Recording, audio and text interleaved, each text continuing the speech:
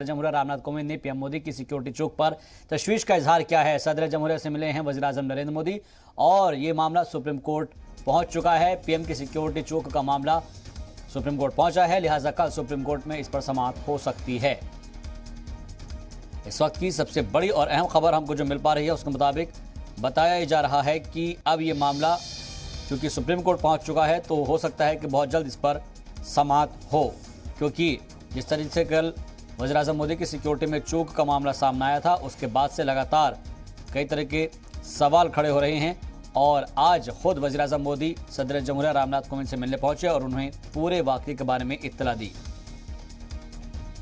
तो इस वक्त की ये बड़ी खबर आपको दिखा रहे हैं और तस्वीरों में भी आप देख सकते हैं जहां पर सदर जमहूरिया रामनाथ कोविंद ने पीएम की सिक्योरिटी चौक पर तशवीश का इजहार किया है।